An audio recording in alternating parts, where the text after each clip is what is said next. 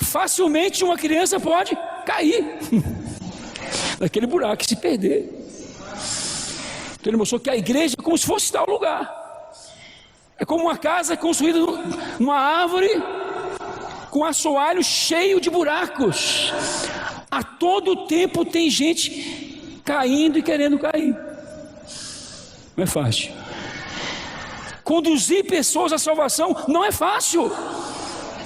Exige muito labor de amor, né? Eu queria mostrar 3 aspectos disso, né? Desse trabalho de amor. Essa visão micro que está relacionado com esse trabalho pastoral na igreja. Esse trabalho é um trabalho de continuidade. Exige uma continuidade. Você não pode parar. Se você parar, aquela pessoa vai cair pelo buraco e vai se perder, né? Olha o que diz Mateus, capítulo 9, versículo 35. Jesus tinha esse coração de pastor, e essa preocupação forte. Diz aqui: percorria Jesus todas as cidades e povoados, ensinando nas sinagogas, pregando o evangelho do reino, curando toda sorte de doenças e enfermidades.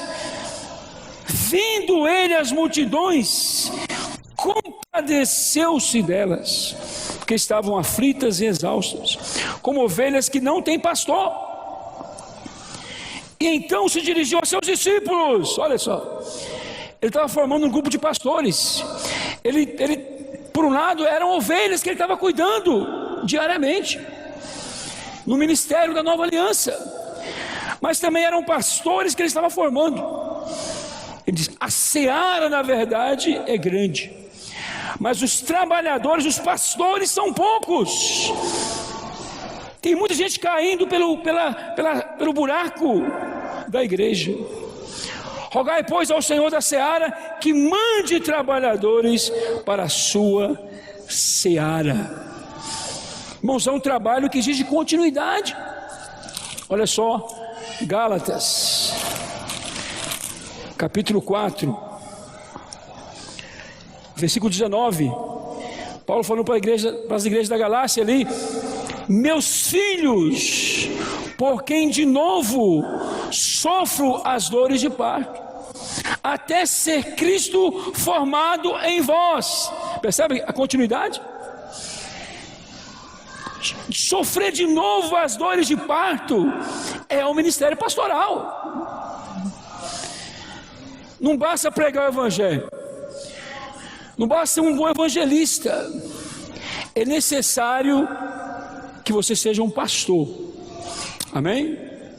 Uma ovelha precisa de um pastor, precisa ser de um processo de gerar, de cuidar. É um trabalho contínuo, irmãos, e que vai exigir de nós outro item, né?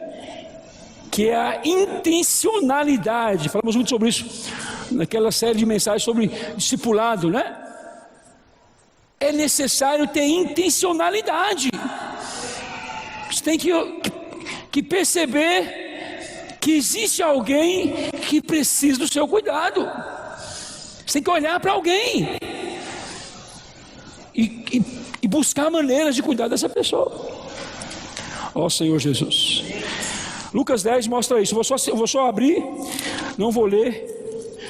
Lucas 10 mostra a história do bom samaritano, do versículo 25 até o versículo 37. E mostra que várias pessoas passaram por alguém que estava machucado, uma ovelha desgarrada.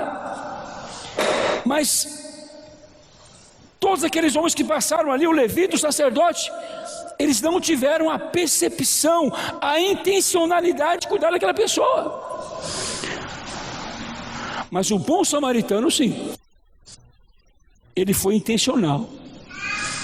Ele foi até aquela pessoa machucada, espancada, e fez algo prático. Ele cuidou, ele fez algo intencionalmente, levou para a hospedaria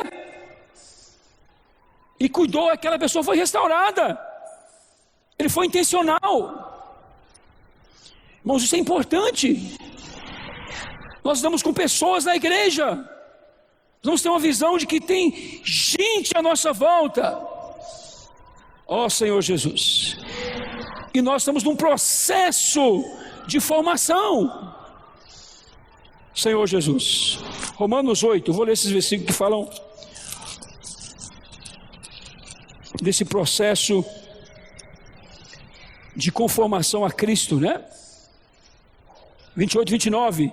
Romanos 8, sabemos que todas as coisas cooperam para o bem daqueles que amam a Deus, daqueles que são chamados segundo o seu propósito, porque os que de antemão conheceu, também os predestinou para serem conformes à imagem de seu Filho, a fim de que ele seja o primogênito dentre muitos irmãos. Aqui mostra que nós estamos no mesmo barco. Aí você vai para Colossenses, né? Paulo é mais direto. No capítulo 1, versículo 28, ele fala: o qual nós anunciamos, advertindo a todo homem e ensinando a todo homem, com toda a sabedoria, a fim de que apresentemos todo homem perfeito em Cristo. Amém? Olha o processo aí. Para isso é que também eu me afadigo, esforçando-me o mais possível, segundo a sua eficácia que opera eficientemente em mim. Na verdade, irmãos, nessa matéria de intencionalidade, de continuidade, pastoreio, precisamos produzir uma cultura na igreja. Amém? A cultura do pastoreio. Isso tem que entrar em mim e você. Nós somos salvos para isso. Fomos colocados dentro de um rebanho. E a função principal desse rebanho é cuidar para que todos sejam salvos e sejam conformados a Cristo, né? Senhor Jesus. Figura de João 10. Vamos ler João 10, né? João 10, versículo 10 e 11. O ladrão vem para roubar, matar e destruir. Tem um ladrão, tem um inimigo, tem uma estratégia contrária, tem um projeto contrário ao projeto de Deus. Eu vim para que tenham vida e a tenham em abundância. Eu sou o bom pastor, e o bom pastor dá a vida pelas ovelhas. Jesus é o Senhor. Então, irmãos, tudo isso é o quê? É a visão da importância do ministério pastoral na igreja. Amém? É aquilo que está no coração de Deus e também precisa estar no meu coração e no seu coração. Amém? Vamos ganhar isso? Ganhar essa visão? Agora, irmãos, como praticar isso? Como tornar isso realidade em nosso viver? Senhor Jesus, esse é o nosso desafio. Saber que é assim, já estamos claros. Se alguém tinha alguma dúvida, eu espero que nessa noite você possa ter sido esclarecido em relação a essa matéria. Mas como praticar isso? Como ganhar essa experiência? Eu queria falar para os irmãos que isso envolve um processo de empoderamento. Amém? Na verdade, eu e você precisamos ser empoderados do ministério pastoral. Não adianta saber que existe o ministério pastoral na igreja, mas nós temos que ganhar esse ministério para dentro de nós. Amém? E é simples. Você precisa ganhar, e eu também, cada vez mais, um sentimento de que nós somos ovelhas. Nós somos incluídos no rebanho de Deus. Quanto mais você se sente ovelha, quanto mais você se sente incluído no rebanho de Deus, mais você se sente compromissado com esse rebanho, preocupado com esse rebanho. É o que nós chamamos de sentimento de comunidade, sentimento de corpo. Na verdade, irmãos, nós somos ainda, por natureza caída que nós temos, tremendamente individualistas. É uma característica do homem caído. Então você ganhar o sentimento de ovelha, o sentimento de comunidade, ser interiorizado em você, não é algo tão simples, né? E por isso que 1 Pedro, né? Vamos ler, é o nosso versículo base dessa mensagem, né? Capítulo 5, de 2 a 4, né? Fala: pastoreai o rebanho de Deus que há entre vós. Nós estamos dentro, fomos incluídos. Se você percebe isso, se você está dentro, você foi incluído, aí não há constrangimento. Não por constrangimento, mas espontaneamente. Ovelha cuida de ovelha. Ovelha respira ovelha. Amém? Você faz parte do rebanho de Deus, como Deus quer, não por sorte de ganância, mas de boa vontade, nem como dominadores dos que me foram confiados, antes tornando-nos modelos do rebanho, porque assim, ou logo que o Supremo Pastor se manifestar, recebereis a inacessível coroa da glória. Jesus é o Senhor. Ganhar um forte sentimento de inclusão foi exatamente o que Jesus quis fazer com os discípulos em João 21. Se você abrir em João 21, você vai perceber isso. Do versículo 1 até o versículo 14, aquele grupo de discípulos que Jesus trabalhou neles durante 3 anos e meio, começaram a se dispersar. Pedro falou que eu vou pescar, e a turma foi junto com ele, vamos pescar também. Ó Senhor Jesus, por que será que isso aconteceu? Eles foram cuidar das coisas deles. Olha, eu vou cuidar da minha vida, vou cuidar das minhas necessidades. Eu não tenho tempo para a igreja, eu tenho coisas mais importantes. Faltava ainda dentro daquele grupo de discípulos um sentimento de inclusão, né? De que eles faziam parte do rebanho de Deus. Então nesse texto Jesus não desiste deles, mas ele vai até aquele grupo, ele traz o grupo de volta, amém? E ele pastoreia aquele grupo. É um item que eu vou falar daqui a pouco, né? Faz parte também, pastoreando pastores, porque nós somos, na verdade, ovelhas pastores e somos pastores ovelhas. Então todo mundo tem que ser pastoreado, cuidado, senão vai morrer, né? E Jesus cuidou dos pastores aqui, ele restaurou o sentimento de ovelha neles, porque ele foi como pastor, e trabalhou ali, uma comidinha quentinha, né? Gostosinho, um peixinho ali na praia, comunhão, oração, aleluia. E aquele grupo foi reanimado, eles se levantaram ali, e no versículo 15 já estava diferente. Depois que eles comeram, já estava bem melhor. Aí Jesus pôde reavivar neles o encargo de que eles agora eram pastores, não apenas eram ovelhas, percebe? Eles também eram pastores. Ele falou, né? Por 3 vezes para Pedro: apacenta os meus cordeiros, versículo 15, depois ele fala: pastoreia as minhas ovelhas, 16, né? E depois 17, apacenta as minhas ovelhas. Houve um trabalho, irmãos, né? De restauração, um sentimento de inclusão foi gerado naquele grupo novamente. Isso é importante. Se você não sentir assim, você não vai se envolver, não vai se engajar no rebanho de Deus. Você já faz parte do rebanho de Deus, você foi comprado por alto preço. mesmo que você não esteja engajado. Agora você precisa ganhar essa visão inclusiva.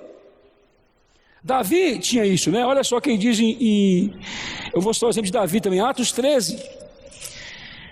Atos 13 fala de Davi. Vou falar de Davi para poder citar o opositor dele, que é Saul, né? Que Davi é um exemplo de um bom pastor, alguém que ganhou o sentimento de ovelha. Atos 13, 22. E tendo tirado a esse, levantei-lhe o rei Davi, do qual também, dando testemunho, disse: achei Davi, filho de Jessé, homem segundo o meu coração, que fará toda a minha vontade. Qual é a vontade de Deus, irmãos? Quem está no coração de Deus? Rebanho. Deus, o que está no coração de Deus é rebanho. É rebanho. Fazer a vontade de Deus é mexer com o rebanho. Eu não vou ler, mas se você olhar depois em 1 Samuel 16, mostra isso. 16, 4, Davi, ele já era um pastor, né? Desde o início ele cuidava das ovelhas do pai, e brigava com o urso, brigava com o leão. Ele era alguém que respirava como Deus respirava. Ele se sentia parte do rebanho de Deus. Por outro lado, Saul é um mau pastor. Saul foi convocado, ele foi chamado para fazer parte do rebanho de Deus, para ser uma ovelha e para ser um pastor.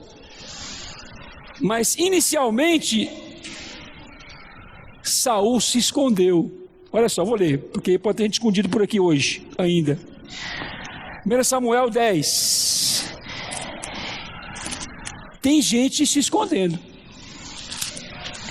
1 Samuel 10, 22.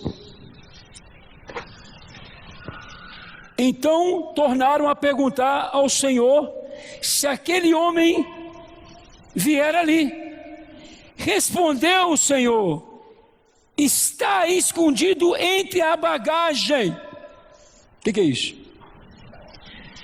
É ser um mau pastor. Saul estava sendo chamado, mas faltava nele o sentimento de inclusão. Então ele estava escondido por detrás da bagagem. Esse é o problema de muitos irmãos na igreja. Estão escondidos atrás de muitas coisas. Não estão vivendo a comunidade do rebanho de Deus. Não estão comprometidos, não estão engajados, não estão focados. Saul estava assim. Aí Deus foi lá e pegou Saul na marra. Não é isso? E deu chance para ele. Mas Saul era complicado. Ele foi rejeitado por Deus. Depois que ele foi rejeitado, ainda tinha alguma esperança para ele.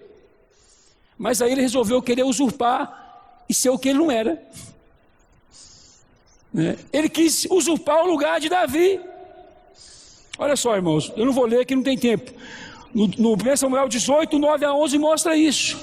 Numa outra fase de Saul, ele quis usurpar o que ele não era, o que ele havia perdido, né? Então são dois extremos, né? Que não pode ocorrer em nosso meio. Por um lado, não podemos ser aqueles que estão escondidos, mas também não podemos querer ser aquele que nós não somos. Nós somos ovelhas. Isso já é bom demais. Como ovelhas, esse empoderamento de uma ovelha vai gerar em nós também a experiência de pastores, né? Que faltou para Saul, que sobrou em Davi. Qual o nosso modelo? Davi é o melhor modelo, né? Amém? Achei Davi, homem segundo o meu coração, que fará toda a minha vontade. Jesus é o Senhor. Então, irmãos, esse é o segredo. E eu quero citar o exemplo de outro exemplo no Novo Testamento, que é o exemplo de Timóteo. Timóteo, em determinado momento, ele foi ajudado por Paulo como ovelha. Vamos olhar aí em 2 Timóteo, amém? 2 Timóteo, capítulo 1, versículo 6. Olha só. Timóteo aqui era uma ovelha, mas era uma ovelha meio desanimada, desencorajada, meio desgarrada. Então Paulo foi até ele. Por essa razão, pois, te admoesto, mandou uma carta para ele, na verdade, né? Que reavives o dom de Deus que há em ti, pela imposição das minhas mãos, porque Deus não nos tem dado espírito de covardia, mas de poder, de amor e de moderação. Timóteo aqui era uma ovelha, sendo encorajada por Paulo. Timóteo, quem é você, Timóteo? Você é um cooperador de Deus. Você é uma ovelha. Você faz parte desse ministério. Você foi enviado para Éfeso para fazer a diferença. Então Paulo, ele pastoreou Timóteo aqui. Voltando para 1 Coríntios, nós lemos esse texto, né? Paramos no capítulo 4, paramos no versículo 16. Olha o 17. 1 Coríntios 4, 17. Por esta causa vos mandei Timóteo, que é meu filho amado e fiel no Senhor, o qual vos lembrará dos meus caminhos em Cristo Jesus, como por toda parte ensino em cada igreja. Jesus é o Senhor. Percebe aqui, irmãos, que Timóteo aqui agora já é um pastor, né? É uma ovelha pastor. É um pastor que tem o sentimento de ovelha queimando dentro dele, né? Jesus é o Senhor. Então, irmãos, esse é o segredo. O que é ser um pastor, né? Ser um pastor é exatamente estar dentro as ovelhas, sentir o cheiro das ovelhas. Alguém que tem o cheiro da ovelha. Senhor Jesus. Um pastor nunca vai ser tirado fora do rebanho. Se você quer ser exercer um ministério pastoral na igreja, você precisa ser uma ovelha. Amém? Tem que ter cheiro de ovelha. Olha só o capítulo 20 de Atos. Vamos abrir. Atos 20, versículo 28. Senhor Jesus, atendei por vós.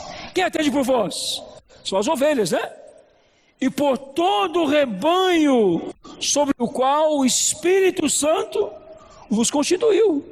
Então esse todo o rebanho aqui, na experiência de Paulo, né? Na experiência dos presbíteros de Atos ali, não sei se Timóteo já estava ali. Timóteo já estava ali já, ou Roberto?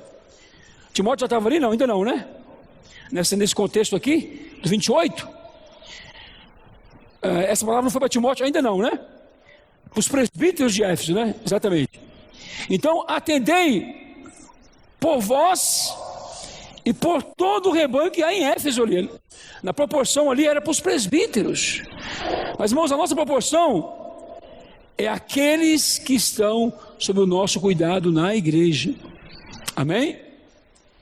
Começa pela nossa casa, nossa família, amém? Esposa e filhos, nosso grupo de cuidado mútuo, né? Agora nosso grupo de discipulado, e assim por diante. Atendei por vós. Como é que está o nosso sentimento de ovelhas? Eu me sinto uma ovelha? Eu me sinto parte desse rebanho? Jesus é o Senhor. Esse sentimento vai me fazer também me preocupar com os outros, né? Amém? Aleluia. Então é isso que o Senhor quer produzir em nós, em mim e você. É o sentimento de um pastor, que é resultado do sentimento de ovelha que nós ganhamos por fazer parte desse grande rebanho que é o rebanho de Deus. Amém? Aleluia! Pois bem, eu queria ainda mostrar para os irmãos alguns aspectos, né, do exercício desse ministério na igreja. Eu vou ser mais rápido agora, tá? Eu creio que o mais importante nós já falamos, né? Mais importante, Senhor Jesus. Mas existe o exercício prático desse ministério, que nós temos que ganhar, né?